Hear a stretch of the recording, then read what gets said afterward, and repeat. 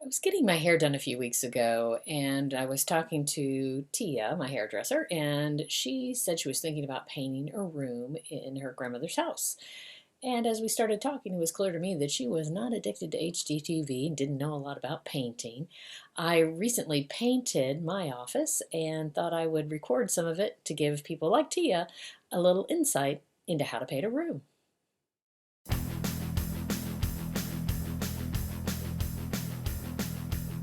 Hi, I'm Kelly Vandever. I'm a real estate agent in the Alpharetta, Georgia area with Keller Williams, North Atlanta. I don't normally show you what my office looks like. This is in the basement of my home. I thought it might be good to have some before and after pictures.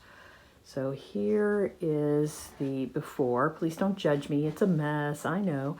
I've already moved some pieces of furniture, getting ready to paint the room. In addition to moving items out of the room, there's a few other things you'll want to do to get prepared. Grab a screwdriver, remove your outlet covers, your light switch covers, any wall vents, those kinds of things.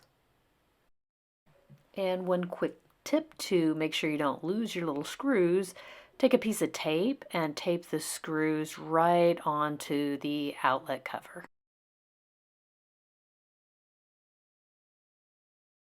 So another thing you'll want to do is to tape off any areas that you don't want to get paint on, such as next to a window, a door frame, etc. So I'm just using regular painter's tape from the home improvement store.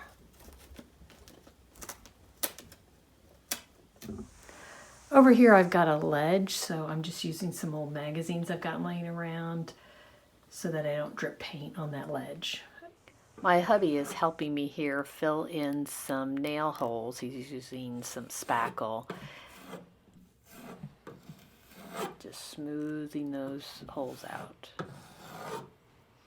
Now what he's doing here is, if you've ever taken nails out of a piece of drywall, they leave kind of a lump, so he used the end of the instrument to smooth that out. And the point that we're trying to get to here is where the wall is nice and smooth to receive the paint. In this spot, my husband is scraping off a piece of drywall. We had a few places in our house where the drywall kind of split a little bit as the house shifted.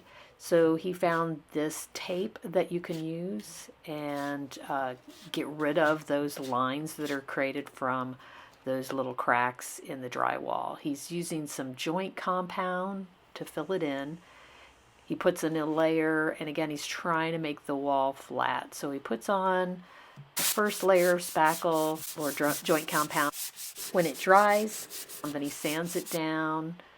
He applies a second layer, doing everything he can to get it nice and smooth. After that dries, he's going to sand it down again, and he's going to feel it with his hand to make sure it feels smooth. We covered up some places where we had some cable boxes using this little kit here, and it's similar to where we were patching those cracks. Same kind of process. And while we're here, notice the tape that's over that outlet. That's just so that if I get a little sloppy when I'm painting, I don't accidentally put paint on the outlet. The sanding puts out a lot of dust, and I may have a cobweb or two, so I'm sure to clean the wall before I put paint on it.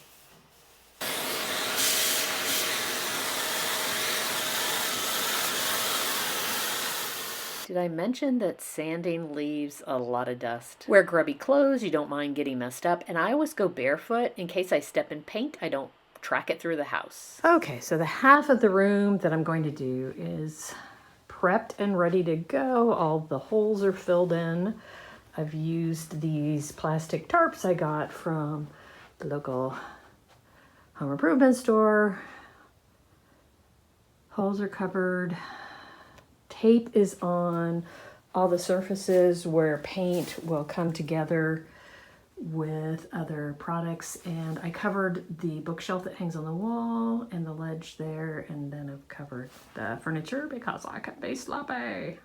I also taped some immovable objects so I don't get paint on them. I chose a paint that has a primer built in, so I only needed one coat of paint. I recommend a flat or a matte finish. It's more forgiving on walls. Shake your can vigorously so all those colors stay mixed together. I had a little trouble getting these newfangled cans open. Found a pair of pliers and that took care of it. To get a can that doesn't have a hole like this, you'll need one of these paint keys. You can get them at the paint store. Just put it in the edge where the lip is, and then you work your way around prying the lid off that way. I like to start with a red Solo cup and use that with some paint in it to do the cutting in, which I'll show you in a moment. I've made a little mess, so I'll grab a little sponge brush and clean up after myself a little bit. Now you see why I wear old clothes, eh? This tarp will prevent against drips or splatters while I'm painting. I have my step stool in place and I'm ready to start cutting in. Cutting in is where you go paint the parts of the room that you can't really get into with a roller. A roller is a faster way, to paint the room, but sometimes you need a hand brush to get into the corners or near the ceiling.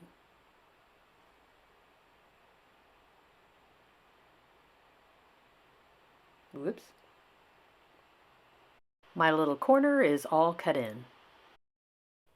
Now for the roller. Going to load it up with paint. It's a little tricky sometimes. It rolls on you. Come on, let's get some paint on there.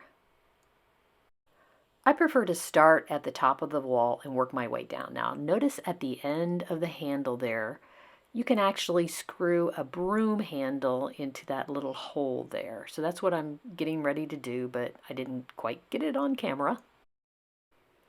Finally, we're at the fun/easier part where we are using the roller. So here I am rolling on some paint.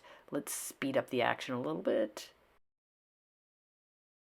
Took the handle off the roller, then finished the wall. In the event you don't finish in one day, you won't, then you'll want to store your brushes properly. For the paintbrush, use a Ziploc bag, and then for your roller and your rolling pan, use a kitchen-sized garbage bag, seal it up, and put all of those in your refrigerator. That will keep everything flexible for the next day. After painting the wall, your trim won't look as nice, so you'll probably want to paint that too. Same process, just be sure to put something between the trim and your floor. I used paper from a magazine. With trim paint, a semi-gloss is recommended. And when you're done, pull off that tape. See where those two fresh paint colors come together sharply. To easily remove the roller from the handle, put a plastic bag like this around it. Give it a pull. Okay, maybe it's easier not to get paint on yourself, but maybe not easier to get the roller off of the handle. There it comes. Yes, I choose to toss it. Here is the after version. I still have some decorating to do and some more boxes to sort through, but I figured no tour would be complete without showing the finished paint job. Painting yourself can save you a lot of money, but it is a lot of work. Maybe you could tell by the video. Either way, I hope this video helped make your painting go a little easier.